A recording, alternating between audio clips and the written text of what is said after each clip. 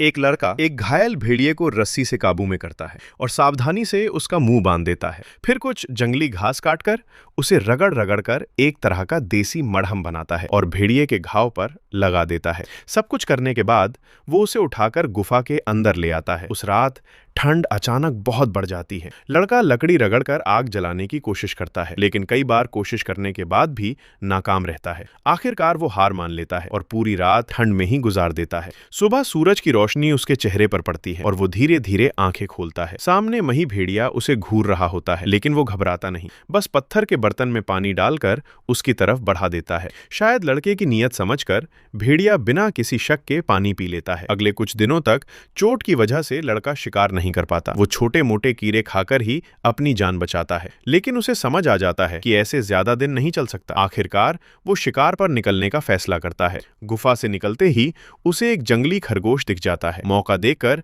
वो पत्थर उठाता है और सीधे उसे मार गिराता है। गुफा में लौटकर वो उसे पकाने की तैयारी करता है, लेकिन भूखा भेड़िया इंतजार नहीं कर पाता। वो झपट्टा मारकर खरगोश छीनने की कोशिश करता है। लड़का उसे जोर से धक्का देकर अलग कर देता है। खुद कच्चा मांस खाकर उसे दिखाता है कि यहाँ कौन बॉस है। भेड़िया भी समझ जाता है और चुपचाप बैठ जाता है। काफी कोशिश के बाद आखिरकार लड़का आग जलाने में कामयाब हो जाता है। वो जल्दी से खाना पकाता है और पेट भरकर खाता है। भेड़िया पास में बैठा लार टपकाता रहता है। लड़का उसे थोड़ा डराकर आखिर में एक टुकड़ा मांस उसकी तरफ फेंक देता है। भेड़िया भी मजे से खा लेता है। खाने के बाद दोनों गुफा के बाहर बैठकर आसमान में तारों को देखते हैं। लड़का धीरे से भेड़िए को छूने की कोशिश करता है, लेकिन उसके तेज दांत देखकर डर जाता है और हाथ पीछे खींच लेता है। उसे अपने घर की याद आने लगती है। अगली सुबह वो अपना सामान उठाकर घर की तरफ निकल पड़ता है। जाने से पहले वो भेड़िए को भगाने की कोशिश करता है ताकि वो अपने जंगल में लौट जाए, लेकिन भेड़िया उसका पीछा नहीं छोड़ता। जहां भी वो जाता है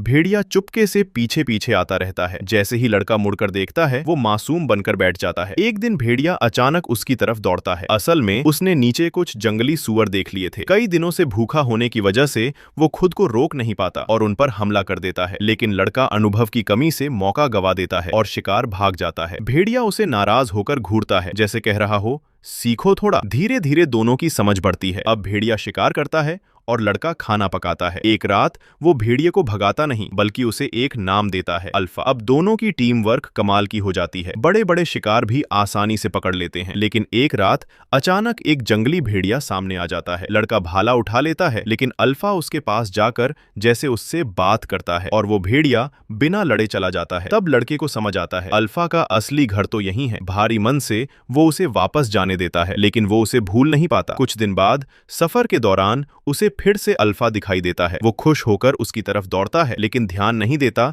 कि नीचे बर्फ में दरार है और अचानक वो बर्फीली नदी में गिर जाता है। ठंडा पानी और ऊपर मोटी बर्फ। वो बाहर निकलने की कोशिश करता है, लेकिन नाकाम रहता है। तभी अल्फा आ जाता है। वो अपने पंजों से बर्फ तोड़ता है और लड़के को बाहर निकलने में मदद करता है, लेकिन अब लड़का पूरी तरह भीग चुका है और माइनस टेम्परेचर में उसका शरीर जमने लगता है। जिंदा रहने के लिए वो जल्दी से आग जलाता है, कपड़े सुखाने के लिए उतार देता है और खुद अल्फा को पकड़कर उसकी गर्मी से खुद को बचाता है। इसी तरह वो बच जाता है। चारों तरफ बर्फ ही बर्फ है, खाने को कुछ नहीं। तभी उन्हें दूर एक इंसान दिखाई देता है। वो दौड़ कर जाता है, लेकिन पास जाकर पता चलता है कि वो आदमी ठंड से मर चुका है। वो उसके टेंट में खाना ढूंढता है, लेकिन कुछ नहीं मिलता। जाते वक्त वो उसका हथियार उठा लेता है। अचानक बर्फीला तूफान शुरू हो जाता है और पीछे से शिकारी कुत्ते उनका पीछा करने लगते हैं। दोनों भागकर एक गुफा में छिप जाते हैं। सब कुछ ठीक लग रहा होता है, तभी अल्फा खतरा महसूस करता है। अचानक एक विशाल सेब टाइगर को खत्म कर देता है। टाइगर तो मर जाता है, लेकिन शेरा बुरी तरह घायल होकर जमीन पर गिर जाती है। अब सिचुएशन ट्रिकी है। खाना तो मिल गया,